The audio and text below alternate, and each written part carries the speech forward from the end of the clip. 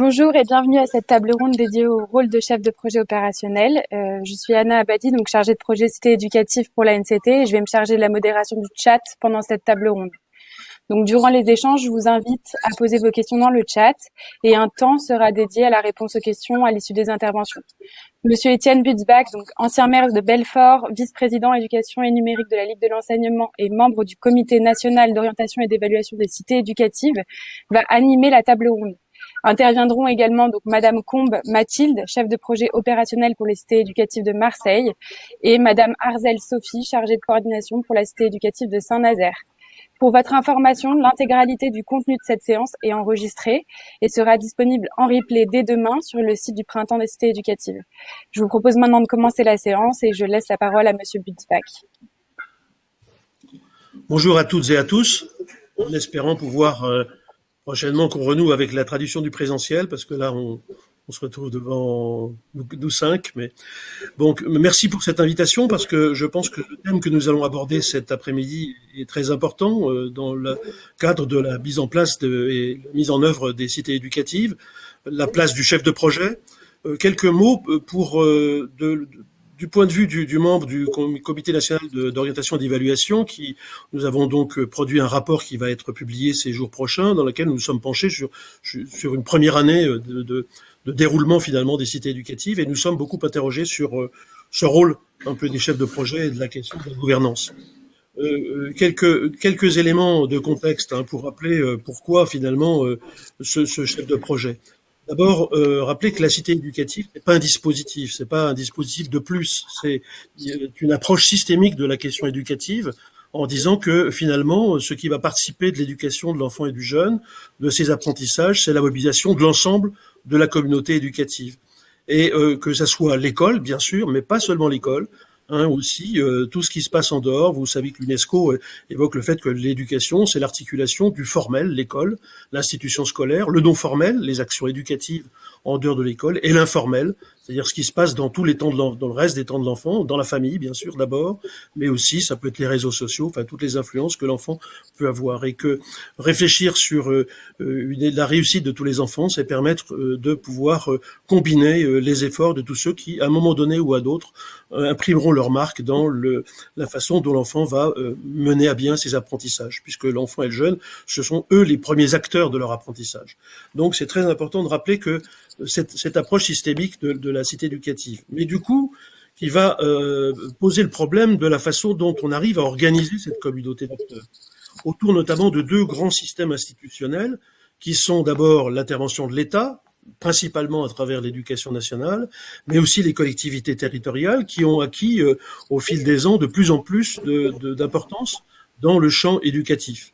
Les communes, bien sûr, l'intercommunalité, mais aussi les départements, depuis les lois de décentralisation, et la région, en ce qui concerne les lycées et l'orientation des jeunes, des enfants et des jeunes.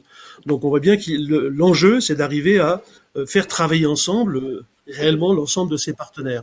Et c'est pour cela que les initiateurs de la cité éducative avaient imaginé un système dans lequel ce fameux système de la Troïka, qui, pour l'État, avec d'un côté l'éducation nationale, mais aussi la politique de la ville, le délégué, les représentants du préfet, et puis des services de l'État, de l'ensemble des autres services de l'État, et puis de l'autre côté, les collectivités territoriales, en ciblant d'abord la commune, ou l'agglomération, mais en sachant que si on veut aborder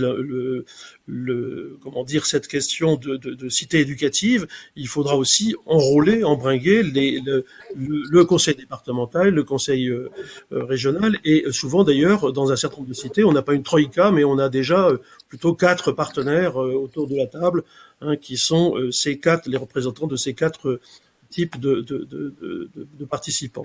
Et au sein de cette troïka, il y a deux identités qui avaient été un peu ciblées. D'une part, celle de chef de file, qui était celle incarnée par un principal de collège, et puis la notion de chef de projet opérationnel. Sur la notion de chef de file, il faut bien voir qu'elle procède du fait que, dans l'esprit des initiateurs de la cité éducative, dans la mesure où la cité éducative, c'est un peu du projet éducatif de territoire, si vous voulez, en acte. Un des problèmes de ces projets éducatifs de territoire, dans leur mouture initiale, c'est qu'ils avaient souvent été conçus au moment des rites, mais ils étaient très axés sur le périscolaire. Et l'école était très à la marge, en fait, de ces projets éducatifs de territoire. Or, l'idée à travers les cités éducatives, c'est de faire que l'école soit vraiment, les institutions scolaires soient de plein pied dans cette affaire. D'où la notion de chef de file, qui soit un membre de l'éducation nationale, qui soit sur le terrain, mais qui est aussi une légitimité, car en tant que président de l'EPLE, et principal de collège, il était à même, au sein de l'institution, en interdegré, de pouvoir effectivement mener la coordination nécessaire pour ce faire. Maintenant, on voit bien que si on donne ce rôle principalement au chef de file, le partenariat est déséquilibré, parce que l'autre partie du partenariat, qui sont les collectivités territoriales, peuvent penser qu'on a affaire à un système assez scolarocentré, là où il faut vraiment mobiliser l'ensemble de la communauté éducative. D'où la notion aussi de chef de projet opérationnel. C'est du moins comme cela qu'on pourrait l'entendre, un chef de projet opérationnel qui sera d'ailleurs le plus souvent niché au sein de la collectivité territoriale.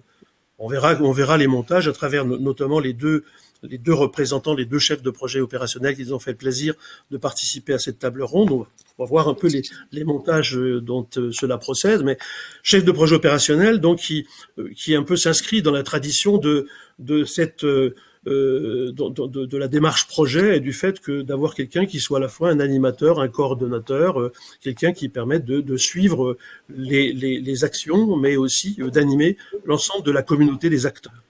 Donc vaste défi qui nécessite à la fois un positionnement. On verra quel est le positionnement finalement des deux chefs de projet qui sont là et réfléchir un peu avec vous sur la façon dont ce chef de projet peut être positionné pour être le plus efficace possible.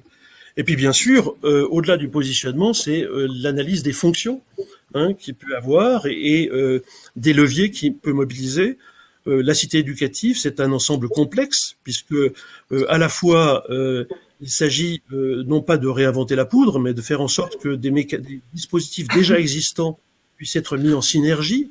On a souvent sur le terrain la juxtaposition de PEDT, de PRE, de classes, de dispositifs divers, de volets éducatifs du contrat de ville. Donc comment on arrive à pouvoir mettre en cohérence tous ces éléments, et puis comment est-ce qu'on arrive à initier éventuellement de nouvelles actions qui puissent répondre à des besoins qui n'avaient pas encore trouvé pleinement réponse aux questions qui étaient posées. Donc voilà un peu le contexte dans lequel les choses se jouent. Au niveau du rapport du CNESCO, vous verrez, nous faisons un certain nombre de recommandations, notamment, et nous souhaitons, au cours de cette année, pouvoir réfléchir avec les cités en analysant ce qui se passe concrètement sur le terrain. Parce que là aussi, dernier élément à prendre en compte, c'est la diversité des situations. Vous le verrez à travers les deux cas qui vont être présentés. Un cas, une cité éducative, finalement avec un collège, des écoles, etc. Et puis une cité éducative plus complexe, puisque certaines d'ailleurs cités éducatives sont à l'échelle d'une commune tout entière. Je pense à Mantes-la-Jolie, par exemple, où la cité éducative est au niveau de l'ensemble de la commune, ou là, sur Marseille, la cité éducative est sur 3 sites. Enfin, il y a 3 cités éducatives, en fait. Et on verra comment le chef de projet opérationnel on doit penser la déclinaison, finalement, territoriale de la fonction qu'il exerce dans les cas où ces cités sont sur des ensembles plus vastes. Donc là aussi, je pense que ces éléments sont à même d'éclairer à la fois ceux qui sont présents pour assister à cette table ronde, qui sont des anciennes cités. Ça serait intéressant qu'on puisse aussi, il y a une partie qui sera réservée aux questions de la salle, qu'on puisse avoir un peu vos réactions, vos suggestions, et puis pour les nouvelles cités, bien sûr, aussi de pouvoir se saisir un peu de l'expérience des plus anciens pour mettre en place rapidement ce dispositif. Voilà quelques mots que je souhaitais dire en démarrage de cette table ronde. Je ne vais pas être beaucoup plus long parce que le plus intéressant est qu'on puisse écouter nos deux intervenantes. Donc, je vais déjà leur donner la parole pour que, à la fois, elles se présentent et puis elles commencent en se présentant, à évoquer un peu leur positionnement, la façon dont, concrètement, elles se sont installées dans cette fonction. Donc, je ne sais pas qui commence, Sophie ou Bathilde? N'importe. Sophie? Alors, moi, je veux bien commencer. Alors, j'ai un retour. Par contre, Moi aussi, j'ai un retour pour vous. Ouais. Je vais refaire une tentative. Ça a l'air d'aller. Ça va, super. Du coup, oui, donc je veux bien commencer. Alors, en plus, je vais commencer en venant contredire un peu l'intitulé de chef de projet, puisque moi, je n'ai pas été embauchée sur un poste de chef de projet opérationnel, mais sur un poste de chargé de coordination. Donc, je suis chargée de coordination pour la cité éducative de Saint-Nazaire, Ville-Ouest. Alors, c'est un peu particulier, c'est-à-dire que c'est un poste... c'est un contrat de 3 ans, le temps de la cité éducative, que j'ai pu commencer donc au 1er septembre 2020. Moi, je viens du monde de l'éducation nationale. J'étais directrice dans le premier degré d'une école élémentaire l'année dernière, encore en région parisienne. Et je suis là en dispo de l'éducation nationale pour pouvoir du coup honorer ce contrat. L'équipe projet de la cité éducative de Saint-Nazaire a pensé ce poste pour justement venir en soutien de l'animation de la démarche de la cité éducative. Et donc moi, je viens en soutien, mais du coup, c'est bien l'équipe projet qui finalement est un chef de projet à plusieurs têtes. Donc du coup, j'avais juste proposé un petit diaporama pour qu'on puisse montrer ça plus facilement. Hop. Alors, je vais essayer de faire ça. Est-ce que ça va marcher? Non, pas du tout. Alors. Normalement, vous avez répété. Normalement, j'ai répété. Est-ce que vous voyez la même chose que moi ou pas? Est-ce que vous avez un... Je ne vois rien pour le moment. Anna? Mon PDF? Non Toujours plus. pas. Bon, évidemment. Alors, je vais arrêter le partage d'écran et recommencer. Le problème, c'est qu'on ne me propose pas quel écran je veux partager. Donc, du coup, je ne peux pas avoir la main sur... Alors, est-ce que vous... Ouais. Moi, je suis sur la bonne page à partager. Je ne sais pas si... Non, on voit toujours rien. Est-ce que la régie peut intervenir? Sinon, allez-y, Sophie, déroulez le... Oui. Bon, écoutez, du coup, c'est pas grave. J'enchaîne. Bon, du coup, voilà, nous, on a un comité de pilotage, on va dire, politique et un comité de pilotage davantage opérationnel autour d'une équipe projet locale resserrée. Donc, on a bien nous 4 entités qui sont représentées pour la cité éducative de Saint-Nazaire. On a donc la ville de Saint-Nazaire, le département de Loire-Atlantique, l'éducation nationale et évidemment la préfecture. L'équipe projet, du coup, réunit entre 8 et 10 personnes. Ça évolue un peu avec le temps. Mais on a dans l'équipe projet pour l'éducation nationale le principal du collège, qui est aussi chef de file, la coordonnatrice du REP+. Pour la préfecture, on a la déléguée du préfet et puis la responsable du service politique de la ville adjointe. Pour le département, on a une chargée de développement local et une chargée de politique éducative. Et pour la ville de Saint-Nazaire, on a la responsable du service vie des quartiers et contrats de ville. Et donc, du coup, moi, je viens animer justement aussi cette équipe projet qui se réunit quand même toutes les semaines. Je participe également à la déclinaison des groupes thématiques sur le territoire. Donc, du coup, les membres de l'équipe projet sont animateurs ou co-animateurs d'un de ces groupes thématiques et moi, je vise à les coordonner. J'assure aussi toute la communication. Donc, j'ai l'avantage d'avoir un peu de temps, donc je peux prendre du temps pour alimenter la plateforme collaborative de la cité. Je fais le suivi opérationnel des actions, évidemment, en suivant l'inventaire, en soutenant les porteurs de projets également. Et puis voilà, et je fais le lien pour préparer les instances et rendre compte du coup aux politiques, au niveau politique. Voilà, mais j'ai fait à peu près le tour. Simplement pour... Voilà, institutionnellement, c'est ça que j'ai pas précisé. En fait, du coup, mon poste est financé sur les crédits cité éducative, donc sur l'enveloppe ANCT en totalité. Pour autant, c'est la ville de Saint-Nazaire qui porte ce poste via le CCAS. Donc, du coup, je suis rattachée ville de Saint-Nazaire. Et mes bureaux sont au collège qui est donc tête de pont de la cité éducative. C'est pour ça que vous allez peut-être entendre d'ailleurs la petite sonnerie d'intercours, mais je suis bien au collège aujourd'hui. Et il se trouve que du coup, voilà, c'est un poste vraiment hybride et ça me permet d'avoir une espèce d'indépendance comme ça, une grande liberté dans le conseil, parce que du coup, je me sens un peu indépendante, comme avec pas forcément un rattachement auprès d'une institution plus que d'une autre, quoi. Parce que le portage au niveau de la ville de Saint-Nazaire est assez administratif en fait. Voilà.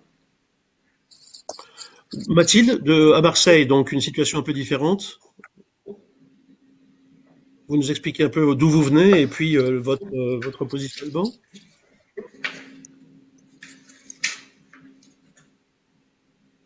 On vous entend pas là. Est-ce que vous m'entendez? Bonjour.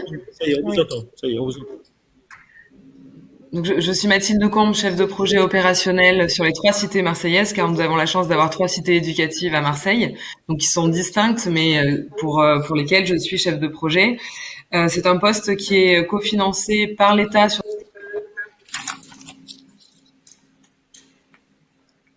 Oui, oui. Ah, on ne vous entend plus. Mathilde, on vous a perdu. Et au social. Ah, excusez-moi. On vous a perdu. Vous dites que c'est financé par l'État. Voilà, je suis située au sein des services Ville de Marseille auprès de la directrice générale adjointe à l'éducation, à l'enfance et au social. Ce qui me permet d'être en transversalité sur les 3 cités éducatives et d'animer 3 équipes projets territoriales, donc une par cité éducative, qui sont composées un petit peu de la même façon qu'à Saint-Nazaire, avec un chef de file éducation nationale, principal de collège, et qui travaille avec une coordonnatrice REP sur les cités éducatives, avec des équipes métropole politique de la ville, avec un délégué du préfet ou une déléguée du préfet, et un référent Ville de Marseille. Donc moi, je coordonne et j'anime ces 3 équipes en lien très étroit avec une coordinatrice éducation nationale qui travaille spécifiquement sur les cités éducatives, donc qui n'est qu'à mi-temps, mais qui est financée par l'éducation nationale sur ce projet. Et vous allez le comprendre dans notre organisation, qui est un atout très très précieux, parce que en étant seule sur 3 cités éducatives, c'est très compliqué pour moi d'être en proximité sur les 3 territoires. Donc voilà, on est vraiment dans un partage de tâches avec cette coordinatrice éducation nationale, et très complémentaire à la fois sur les compétences et à la fois sur les tâches au quotidien. Ensuite, moi, mon rôle, c'est vraiment de faire le lien avec l'échelon territorial au-dessus, donc le comité technique des cités éducatives marseillaises, qui est transversal aux 3 cités et qui est composé des mêmes institutions, mais à un niveau directeur ou DGA. Donc, on y retrouve la chargée de mission à l'éducation auprès de la PEDEC, la chargée de mission du recteur, la DGA éducation enfants sociale de la ville de Marseille et la directrice de la politique de la ville de la métropole. Ce comité technique, il peut être élargi à d'autres partenaires comme la CAF, la RS ou la DRAC. Et puis au-dessus, nous avons un comité de pilotage qui réunit les mêmes institutions, mais à un niveau politique. Concrètement, comment vous fonctionnez? Enfin, comment ça se passe dans votre fonctionnement quotidien? Alors concrètement, déjà, premièrement, la mission qui a été la mienne, ça a été de mettre en place, de proposer un cadre pour cette organisation qui permette à la fois de garantir que les projets ont été développés de manière partenariale et qu'ils viennent du terrain, tout en respectant justement cette organisation et la difficulté d'avoir 3 cités sur une seule et même ville et d'en tirer parti, c'est-à-dire de faire de la transversalité entre ces 3 cités.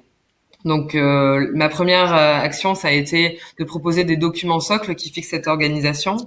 Ça a été également de proposer des groupes thématiques territoriaux. Donc, une organisation autour de plans d'action qui ont été élaborés collectivement sur chaque cité éducative, où les acteurs de terrain ont été amenés à se mobiliser autour de ce qu'ils identifiaient comme des priorités. Et chaque membre de l'équipe projet est pilote d'une thématique et a pour mission d'organiser des groupes de travail sur la santé, sur la petite enfance, l'accompagnement à la scolarité. Et donc, mon rôle, c'est Ah. Ça, de nouveau, c'est de nouveau interrompu. Hein.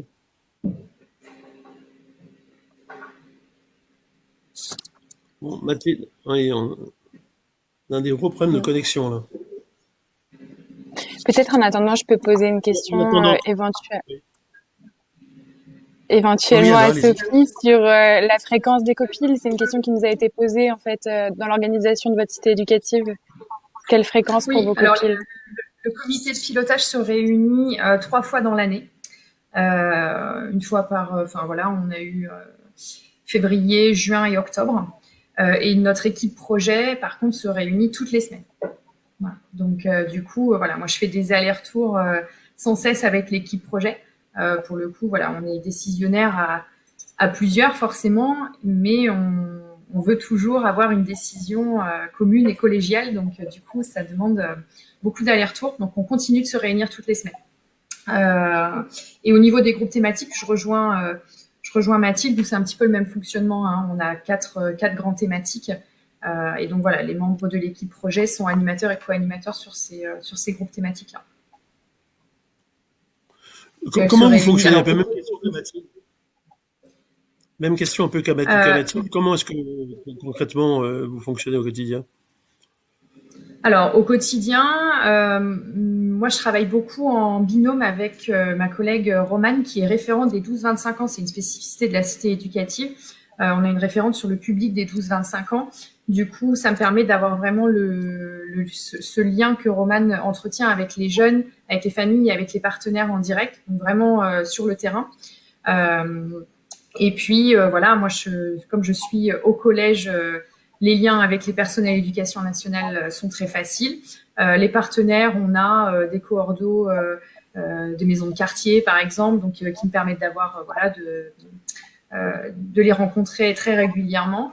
Je travaille beaucoup avec les référents internes en fait du service politique de la ville, puisque du coup, dans le service vie des quartiers et contrats de ville, on a des référents internes pour à peu près tous les services, voilà, sport, santé, PEDT, etc. Et donc, du coup, moi, ça me permet d'avoir un contact direct, voilà, culture, jeunesse, etc. Et donc, du coup, de travailler avec eux pendant les comités techniques, d'avoir leurs avis sur des projets multipartenariaux, etc. Donc, voilà. Et puis, ça, c'est beaucoup mon quotidien, en fait. C'est-à-dire que j'ai l'impression d'être à la fois sur le terrain, au cœur du territoire, parce que du coup, mon bureau est vraiment là, et donc d'avoir cette connaissance des partenaires et des usagers, et en même temps de pouvoir du coup faire le lien avec, on va dire, la strate au-dessus qui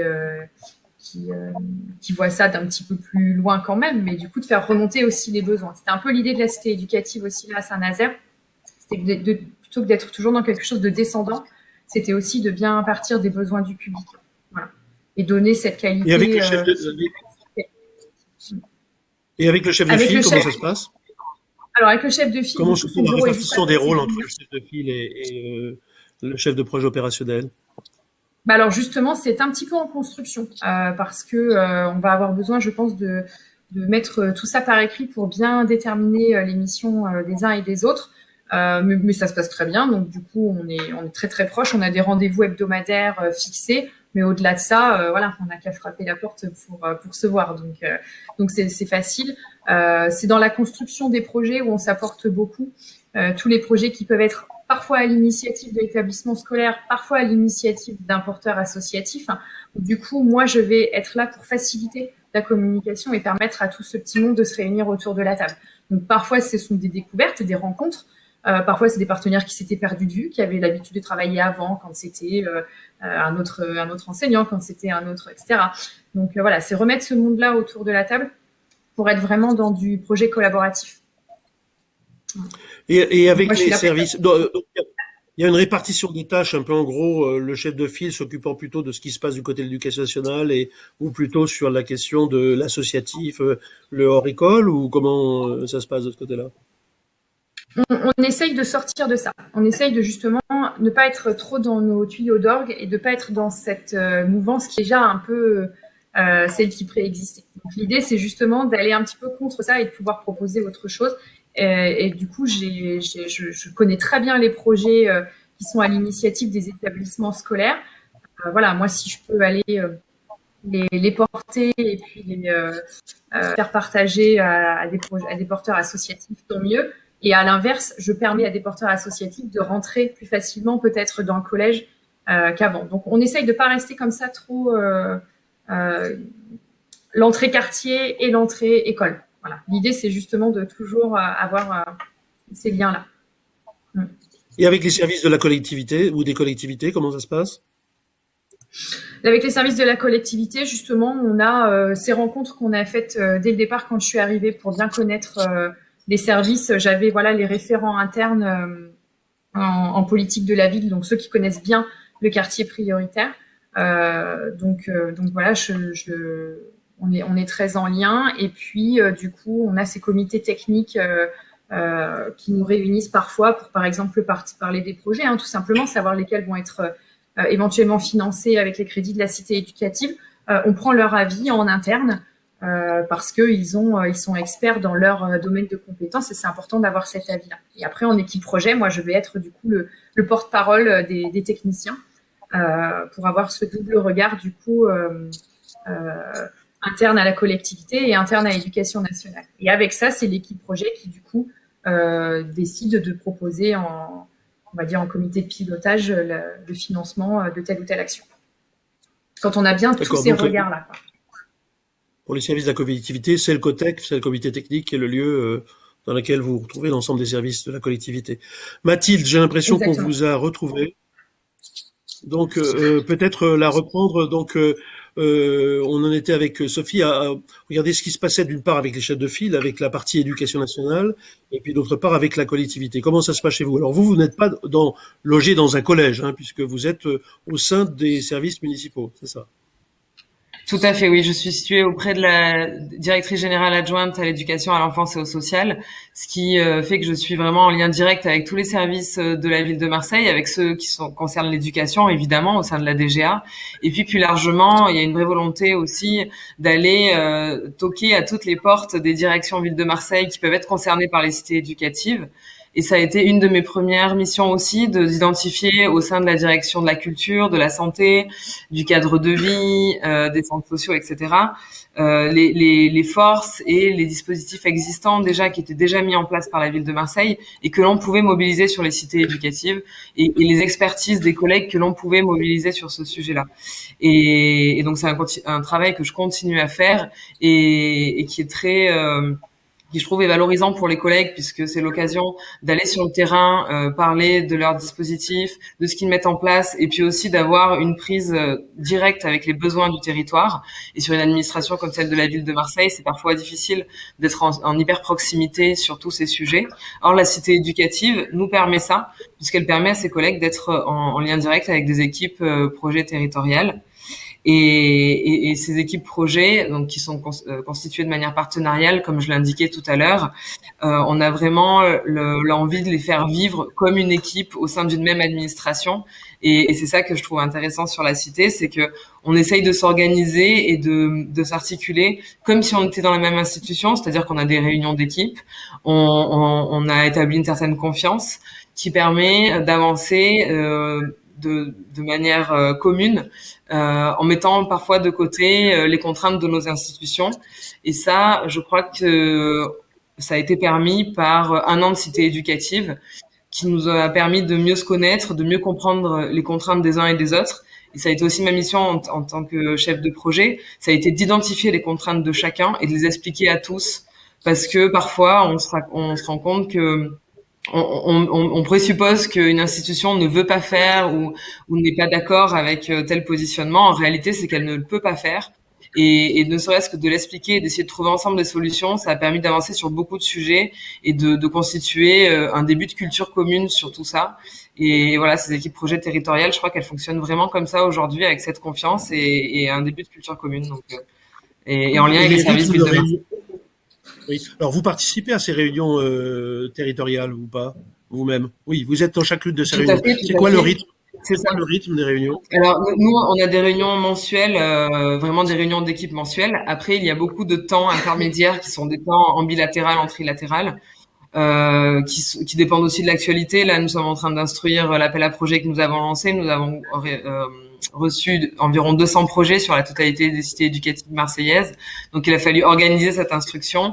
Et là, les rencontres ont été beaucoup plus nombreuses au sein de l'équipe. Et donc, cette organisation, elle dépend de moi, mais aussi beaucoup des coordinatrices éducation nationale qui sont sur chaque cité éducative et qui permettent cette articulation au plus près qui est difficile pour moi étant donné que je suis à cheval sur les trois. D'accord. Anna, est-ce que vous avez des questions sur le chat ou il y a... Ah oui, j'en ai plusieurs.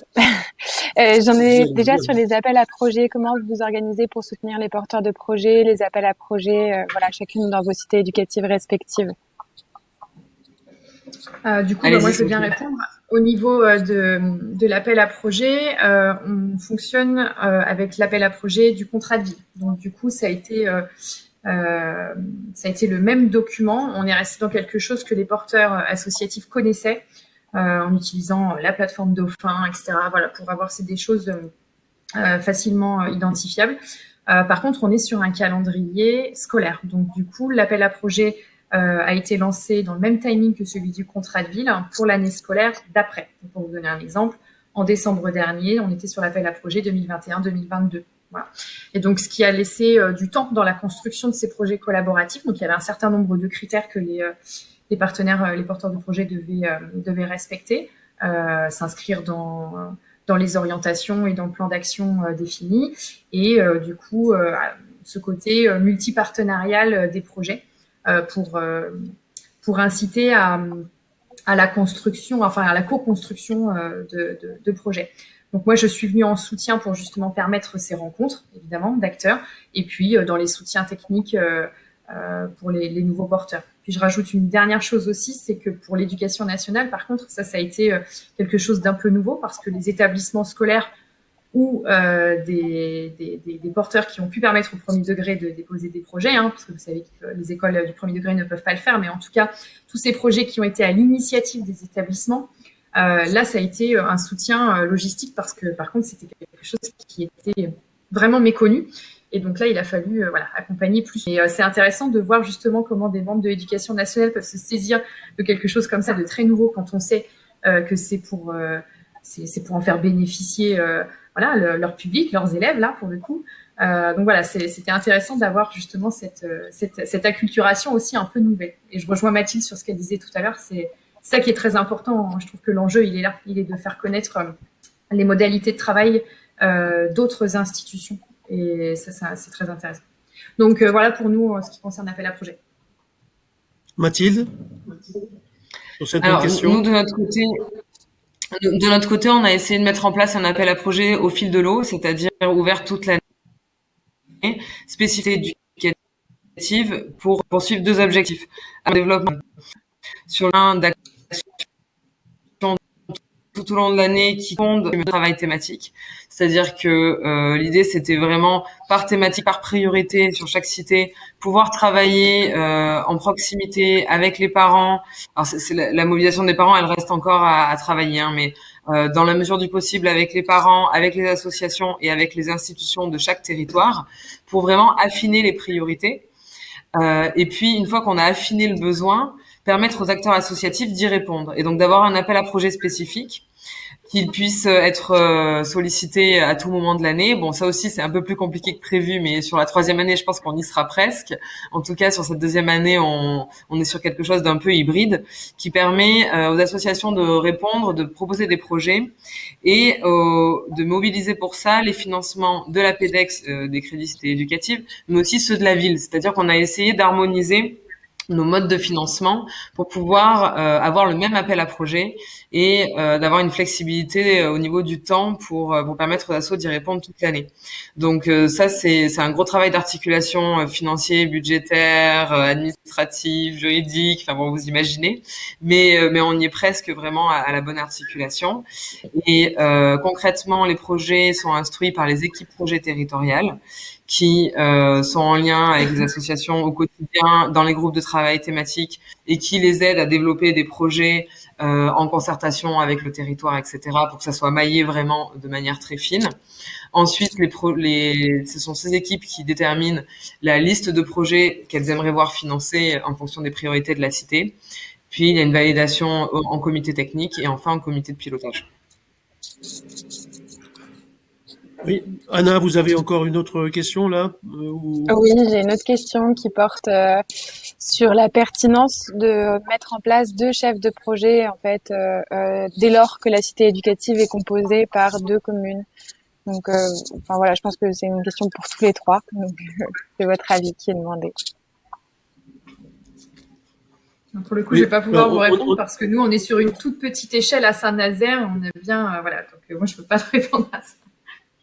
Le problème, à mon avis, le problème qui est posé, c'est celui des grandes cités éducatives dans lesquelles il y a plusieurs écosystèmes. Et on voit bien que, alors que ça s'appelle chef de projet coordinateur, il faut concevoir des systèmes d'animation territoriale qui correspondent sans oublier le fait que d'avoir cette animation globale, hein, comme à Marseille pour les 3 cités éducatives, où j'ai d'autres exemples de communes aussi vastes dans lesquelles il y a plusieurs collèges, où c'est toute la commune qui est prise en charge. On voit bien que ça soit où j'ai l'exemple de Lyon 8e ou de Montajoly, où se pose le problème effectivement de la territorialisation, de la déclinaison territoriale. Et je crois que dans l'exemple marseillais, ce qui est intéressant, c'est la notion de coordinateur de l'éducation nationale. Enfin, qui ne sont pas les coordonnateurs REP, hein, qui sont bien les coordonnateurs de la cité pour l'éducation nationale. Alors, reste à voir d'ailleurs, je répète que ça ne doit pas être seulement le positionnement éducation nationale, parce que l'intérêt de ces équipes territoriales, c'est bien d'articuler aussi la partie éducation nationale avec la partie collectivité territoriale, voire des services de département, hein, à travers des équipes techniques, hein, ou des équipes territoriales qui permettent de pouvoir décliner le fonctionnement de la cité. Donc tout dépend comment. Enfin, et donc sur les 2 communes, on peut penser qu'effectivement il y aurait une logique à ce qu'il y ait des sous-systèmes, hein, de la cité éducative, des sous-entités qui permettent de décliner territorialement un certain nombre d'actions, me semble-t-il. Alors, pour reprendre un peu le fil là, de notre pérégrination sur un peu comment ça se passe avec parce que vous évoquez les appels à projets, mais qui sont généralement des appels à projets sur des nouveaux types d'actions. Mais par rapport à ce qui existe déjà, le PEDT, le PRE, les classes, enfin les dispositifs, comment ça se passe l'articulation avec le droit commun des dispositifs déjà existants? Mathilde. Alors, nous, déjà, effectivement, c'est une vraie question et une vraie volonté aussi de pas superposer des choses alors que des choses existent déjà et pourraient être peut-être optimisées ou faites différemment. Et donc, le préalable dans les groupes thématiques, vraiment la première réunion de ces groupes, c'est d'identifier l'existant, d'identifier ce que chacun fait et finance déjà sur ce territoire, sur tous ces sujets cité éducative. Et donc, les premières réunions sont souvent une sorte de cartographie des acteurs, de cartographie des dispositifs. On se rend compte dans ces réunions-là que les acteurs de terrain ne connaissent pas forcément toute la richesse de ce qui se fait en détail, parce qu'on sait que c'est compliqué d'être à jour sur toutes ces informations.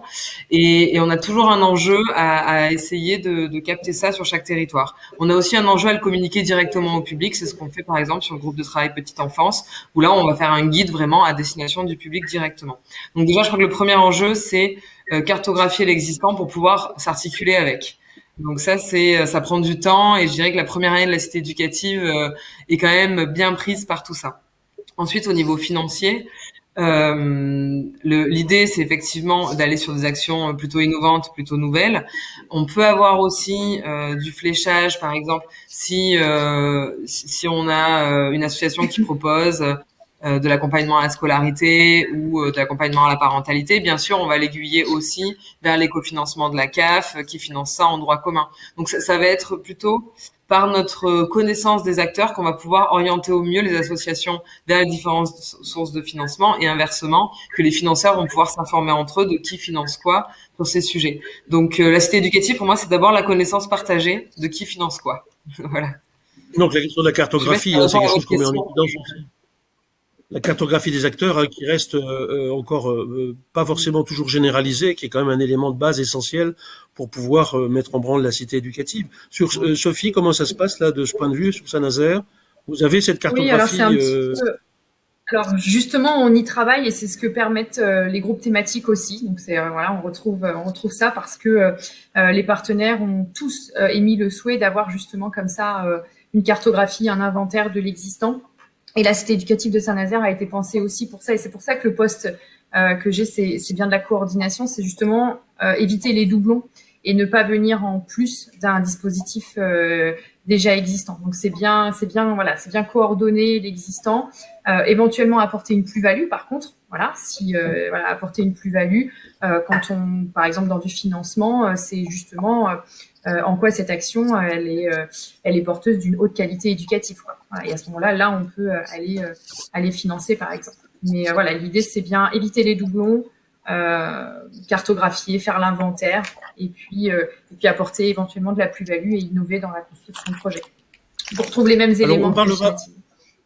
Oui, on parlera aussi de l'évaluation, mais pour faire ça, de quels outils, enfin quels leviers vous pouvez activer? Je pense des assistances à maîtrise d'ouvrage ou des équipes universitaires dans le cadre de recherche-action ou dans des centres ressources politiques de la ville ou des bureaux d'études. Comment est-ce que ça se passe, Sophie peut-être déjà, puis ensuite Mathilde? Alors, au niveau de l'évaluation, nous, on est parti sur déjà utiliser tout ce qui était les données existantes, donc tout ce qui peut nous servir en termes de statistiques. On a le diagnostic politique de la ville qui a été réalisé par le cabinet Compass. On a l'enquête climat scolaire qui a été proposée par l'Éducation nationale au sein du collège où je suis actuellement. On a une enquête mixité proposée par le département. On a les bilans d'activité du PRE, donc on a déjà énormément de choses existantes. Donc l'idée c'est aussi de pouvoir utiliser toutes ces données, les mettre en parallèle pour essayer d'avoir un prisme plus large sur, par contre, un territoire vraiment défini. Autre chose pour l'évaluation, on a mandaté du coup le cabinet Compass pour une évaluation sur les trajectoires des jeunes en REP+, qui a eu lieu là entre septembre et avril. La restitution est assez récente. Où là, on était sur une enquête, par contre. Exactement, 1.0. Oui, tout à fait, mais du coup sur une enquête davantage qualitative. Donc ça veut dire que là, on n'est pas, on n'a pas interrogé, on a interrogé 150 jeunes à peu près. Par contre, on est allé dans du questionnaire, mais dans du focus group, on est allé aussi interroger des familles, parfois même en entretien semi-directif. Donc voilà, c'est vraiment du qualitatif. L'idée, c'est de pouvoir refaire la même chose dans 2 ans. Voilà, donc il y a cette enquête-là.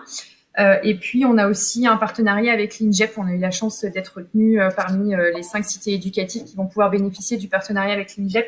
Donc, nous, on a été retenus sur le volet des parcours d'orientation, de formation et d'insertion au-delà et en parallèle du champ scolaire pour les 11-25 ans. Voilà. Donc, c'est encore un peu du texte, mais tout ça devrait devenir efficient au dernier trimestre 2021. Voilà. Sur Marseille, comment ça se passe de ce côté-là?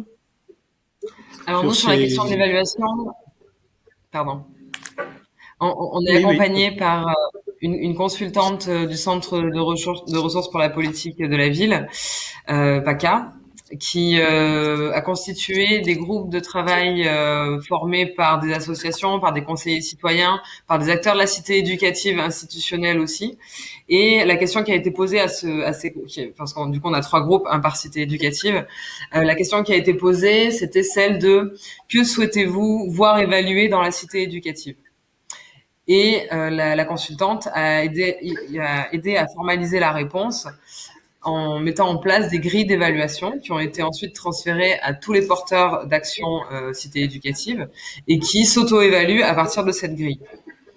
Ensuite, ce groupe a permis aussi la constitution d'une grille d'évaluation de la gouvernance, donc de comment on s'organise, comment ça fonctionne entre nous.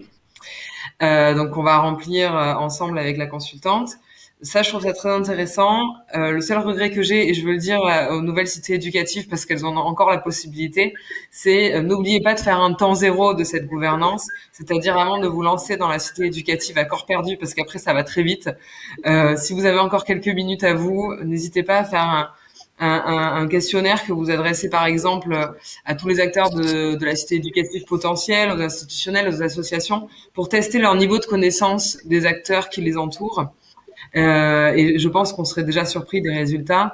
Et puis, je crois que c'est à partir de ça qu'on peut voir si une cité éducative avance ou pas, et si cette interconnaissance progresse au fil du programme. Je pense que la cité éducative de Lyon l'a fait, parce que j'en avais parlé avec ma collègue de Lyon, qui m'avait donné cette super idée, et vraiment, c'est un grand regret que j'ai pas pu la mettre en œuvre. Donc, vraiment, s'il y en a qui nous écoutent, n'hésitez pas, parce que je pense que c'est riche d'enseignements. Et puis, on aura la chance aussi d'avoir la mesure d'impact de 5 actions, 5 par cité éducative marseillaise, où là, la consultante qui nous accompagne va vraiment mener des entretiens individuels et surtout collectifs, parce que c'est sa méthode de faire, sur 5 actions qu'on aura financées en 2020 et puis 5 en 2021 et en 2022, afin d'évaluer au plus près l'impact sur les bénéficiaires directement. Anna, peut-être une petite respiration par le chat. Oui, Si alors vous avez... on a une question. Bon, je vous laisserai y répondre, mais en gros, c'est tout a l'air d'aller pour le mieux pour vous. Est-ce qu'il n'y a jamais de différent dans la Troïka? Et si oui, qui tranche en fait au sein de chacune des gouvernances? Très bonne question. On allait y venir sur les points positifs, les points négatifs, si je puis dire. Qui commence? Mathilde? Oui, alors le point positif et le point négatif, c'est que sur le positionnement en tout cas, c'est que du coup moi je suis en direct avec beaucoup de gens et à beaucoup d'échelles, donc comme vous l'avez compris, à la fois au niveau territorial et puis au-dessus, en transversalité sur les 3, au sein de la ville et en proximité avec l'État. Donc ce qui permet la transmission d'informations directes, et ça c'est très positif parce que ça permet, je pense, de justement avoir une information commune et de la diffuser à tout niveau, ce qui permet d'éviter les incompréhensions, la méconnaissance, etc. et qui permet de favoriser le compromis. Et je pense que notre positionnement est aussi un positionnement qui sert de tampon et qui permet d'absorber les différents, etc.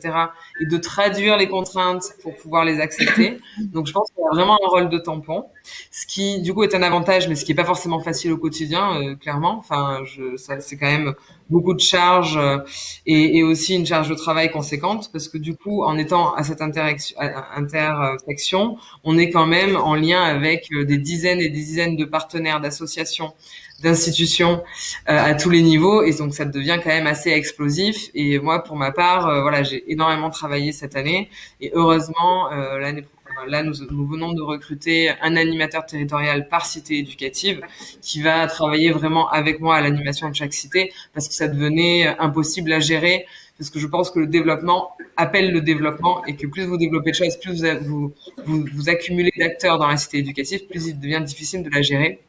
Donc ça, c'est vraiment une limite sur laquelle voilà, il faut faire attention, parce que la cité éducative, ça peut devenir très chronophage pour tout le monde, pour les équipes projets aussi, hein, qui souvent font ça en plus de leur mission habituelle. Elles ne sont pas déchargées pour ça. Donc voilà, je pense que ça tient beaucoup à la bonne volonté de chacun de s'investir personnellement en dehors de ses heures habituelles peut-être sur ce projet. Donc c'est à la fois une grosse richesse, parce que c'est ça qui crée la motivation, et en même temps une fragilité, parce qu'à un moment donné on peut avoir aussi un phénomène d'usure. Et en termes de décision. Donc l'animateur territorial, l'animateur territorial vient compléter le poste de coordonnateur de l'éducation nationale, donc. C'est ça, c'est une réponse à la question. Oui, en fait, il vient plutôt compléter le lien, dans le sens où sur le poste d'animateur territorial vient plutôt compléter mon poste, dans le sens où moi je suis seule pour 3 cités éducatives, alors que la logique voudrait qu'il y ait un chef de projet par cité. Donc du coup, on va dire que c'est plutôt pour compenser ce champ-là. Mais dans la réalité, vous avez totalement raison. Ils sont en lien très étroit avec les coordinateurs éducation nationale, et leur mission du quotidien se rapproche finalement beaucoup plus de ce que font les coordos éducation nationale à l'heure d'aujourd'hui, effectivement. D'accord. Et donc, qui tranche les différends, c'est que votre travail, c'est d'éviter que les différences... exactement. Sophie. Tout à fait. Donc, oui, bah c'est un casque petit peu bleu, ça aussi. Alors c'est vrai que le chef voilà. de projet casque bleu. C'est un peu ça. Oui, En fait, il y a quand même un vrai volet. Faut être bon communicant quand même. C'est-à-dire que du coup, en fait, c'est vraiment anticiper et éviter les points de crispation. Moi, ça m'arrive de faire des rendez-vous en bilatéral sur certains sujets, voilà, pour être sûr de bien prendre la mesure de certains enjeux pour chaque institution. Enfin, voilà. Mais c'est vrai que les équipes projets, quand elles sont régulières, alors là, on est quand même sur un rythme hebdomadaire. Je ne suis pas sûre qu'on tienne ça sur les 3 ans parce que pour le coup, pour les membres de l'équipe projet, ça fait beaucoup. On va peut-être passer à une fois tous les 15 jours, mais n'empêche que ça permet quand même une bonne connaissance et un bon suivi des dossiers. Et à partir du moment où on connaît bien les dossiers, il y a de moins en moins de méfiance en fait ou de choses comme ça. Donc voilà. Mais c'est vrai que quand on coordonne, là, coordonnatrice, c'est aussi faire un peu de communication. Et sinon, ça nous est arrivé de laisser poser parfois, parce qu'il y en a quand même des points de crispation. On laisse poser. Là, en ce moment, on a un sujet, c'est la labellisation d'action ou la labellisation de structure associative. D'ailleurs, on ne sait pas trop où on va. Pour l'instant, on n'est pas franchement tous d'accord. On laisse poser et on attend un peu. Je pense qu'il ne faut vraiment pas oublier qu'on est dans quelque chose de très innovant et que si à un moment donné, on perd le sens de ce pourquoi on est là, du public, etc. À mon avis, il faut mettre de côté. C'est que c'est pas urgent et que c'est pas le moment de traiter ça. Si ça devient conflictuel, enfin pas conflictuel, mais si on sent que c'est trop, on perd du temps sur des différends comme ça, c'est qu'à mon avis, il faut laisser poser et aller sur autre chose. Voilà. Faut s'autoriser ça, je pense. D'ailleurs, j'avais noté que dans les 2 fiches de poste, il était dans les qualités qui étaient recherchées, la capacité à gérer les conflits. Hein, donc, effectivement, c'était dans les fiches de poste. C'était donc anticipé. De postes respectifs. Il y a un volet aussi important. Alors, Anna, vous intervenez dès que vous avez des questions qui vous semblent. Je voulais. Il y en a toujours, mais on avance. Voilà, on va peut-être aborder encore. Rappelez-moi, il nous reste combien de temps 8 minutes. Encore. Ah, pas plus. Je croyais qu'on avait plus de temps que ça, mais bon. Non, après, ça se coupe, malheureusement. Il y a la question de la communication, de l'enrôlement des acteurs.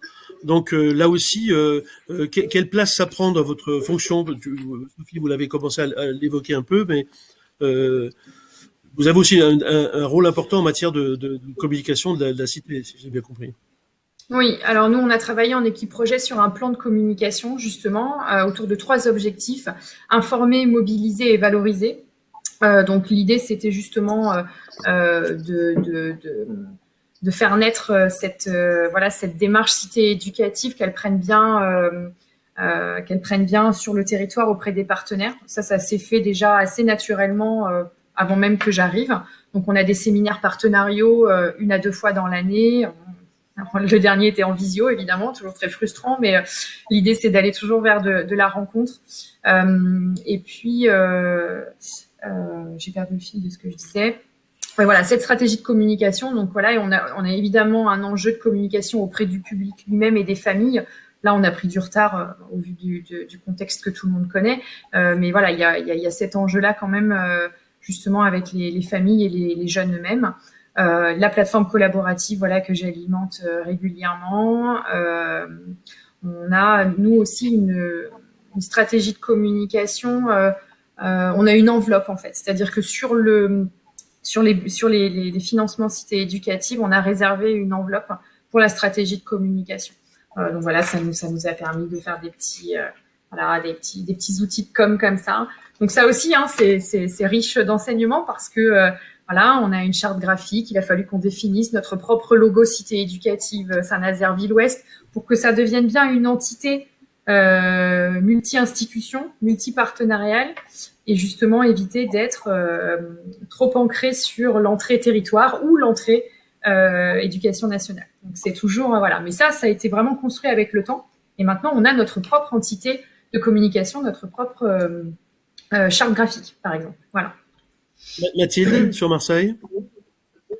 Alors nous, sur la première année, ça a été assez compliqué de s'atteler à cette question de la communication parce qu'on a été vraiment dans la mise en place, dans le faire, avec la crise sanitaire, etc. Donc là, on s'y penche vraiment maintenant. Nous aussi, on a déterminé une stratégie de communication, un petit peu sur les mêmes actes que Sophie. Ce qui nous a un petit peu perturbé au départ, c'était de se dire qu'est-ce qu'on a envie de communiquer et auprès de qui. Et là, ça se mélangeait un petit peu. Donc là, on a clarifié un peu les choses. Je crois que notre motivation première, c'était de communiquer auprès du public, auprès des bénéficiaires, sur ce que permettent les cités éducatives, les actions qui sont mises en place sur le terrain, mais pas seulement, sur aussi tout ce qui est financé par ailleurs par le droit commun et qui est pas forcément valorisé comme il se doit et qui pourrait être plus accessible pour le public. Donc, je vous parlais des guides, par exemple, petite enfance qu'on est en train de faire. Donc, il y a tout un axe là-dessus. Ensuite, il y a un axe plutôt à destination des professionnels.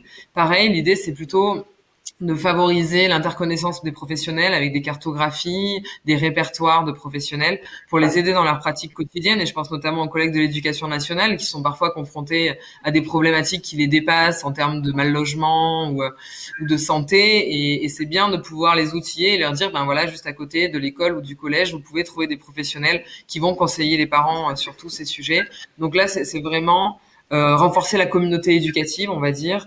Et ça se fait pas mal dans les groupes de travail thématiques aussi. Et puis le dernier axe, c'est la pérennisation, et c'est ce que aussi je pense partagé par Sophie, c'est comment on communique sur les cités éducatives pour attirer de nouveaux financeurs, à la fois de droit commun, à la fois des partenaires privés, pour s'inquiéter du futur de tous les projets qu'on est en train de développer sur les territoires. Donc ça, on commence à peine à y travailler également. J'espère qu'on aura bientôt des vidéos, par exemple, qui illustrent ce qui se fait sur la cité et pourquoi pas des vidéos montées par les collégiens ou les lycéens eux-mêmes dans le cadre de projets associatifs, par exemple. Merci Mathilde. Anna? Oui, j'aurais encore des questions, mais je suis pas sûre qu'on ait le temps d'aller au bout de ces questions-là.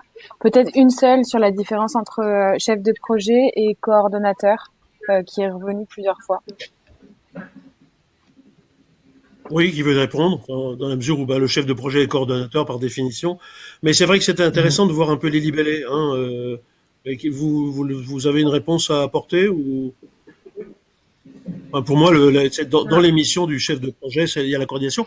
Peut-être Anna, quand même, nous dire les questions qui ont été posées, même si on n'apporte pas de réponse, pour qu'on puisse avoir une idée. Une question, il y avait une question qui restait sur la mise en place de cellules de veille sur les territoires de Saint-Nazaire et de Marseille. Si ça avait été mis en place et si oui, quel était le rôle du chef de projet dans sa mise en œuvre. Et sinon, il y avait une question aussi un petit peu plus précise, mais ça, je comptais y répondre dans la conclusion, vous demandant si vous n'aviez pas des documents en fait qui pouvaient éventuellement donner à voir votre modèle de gouvernance et vos choix décisionnels de mise en place, voilà. Non, cellule de veille, c'est plutôt sur les problèmes de réponse. Oui, c'est pour les situations d'urgence, j'imagine. Sur les cellules de veille, est-ce que vous avez des réponses à apporter? Vous êtes en veille permanente? Oui, c'est un peu ça. Non, mais je pense, c'est des dispositifs qui existaient déjà. Moi, j'ai pas forcément justement de rôle là-dedans. Voilà, non, pour le coup, voilà, moi, je suis pas dans ces dispositifs-là. Ils sont déjà investis en fait par les professionnels. Donc après, s'il manquait quelque chose, s'il manquait un dispositif pour une tranche d'âge, par exemple, ou voilà, là peut-être la cité éducative peut venir apporter quelque chose, mais ça c'est des choses qui fonctionnaient déjà en fait avant qu'on arrive, donc il faut pas tout remettre en question.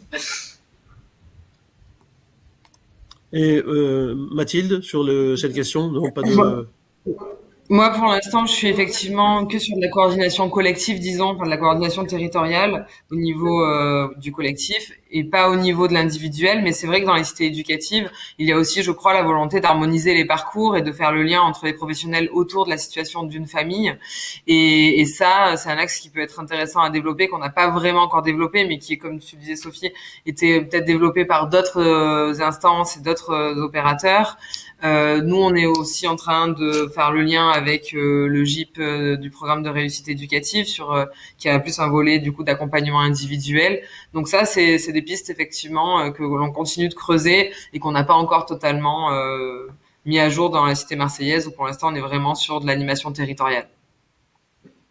Alors nous, la notion de parcours, elle est pour le coup très investie à Saint-Nazaire. Hein. La référente 12-25 ans a été justement embauchée dans cette idée-là, comme ça, d'accompagnement de parcours. Mais elle non plus n'est pas forcément dans l'individuel. Elle est bien là pour faire du lien justement entre les professionnels autour d'un jeune. Mais voilà, elle est pas là pour apporter forcément quelque chose de plus, mais elle est bien là pour mettre en lien les professionnels autour d'un parcours de jeune, par exemple. Donc voilà, et c'est en cela qu'on va être accompagné par l'INJEF d'ailleurs.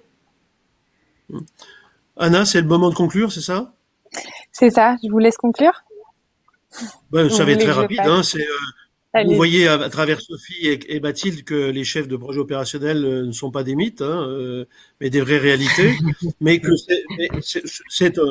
c'est du work in progress, enfin c'est du chantier en cours. On voit bien que c'est un des enjeux majeurs des cités éducatives que d'arriver à pouvoir redéfinir. Alors on a eu une petite discussion avec Sophie pour préparer et Camille pour préparer ça, en disant mais notre rôle c'est que notre rôle disparaisse. Mais je leur disais pour moi non, parce que fonction de coordination, enfin si la cité éducative, c'est pas seulement 3 ans, c'est un paradigme dans l'approche des politiques éducatives. Donc c'est la construction d'une nouvelle façon de faire des politiques publiques et qui nécessite ces métiers de coordination, de mettre de l'huile dans les rouages, d'animation. Et on voit bien que sur les questions d'évaluation, sur les questions d'état des lieux, sur les questions d'observation en continu, on est encore au balbutiement de l'histoire des cités éducatives. Donc merci en tout cas de votre contribution. Je trouve pour ma part que ces 2 exemples sont assez enthousiasmants, enfin, en montrant à la fois la difficulté de la tâche, mais de trouver des professionnels qui sont capables de parler intelligemment et avec une mise en place tout à fait alléchante. Donc merci à Merci à beaucoup. vous.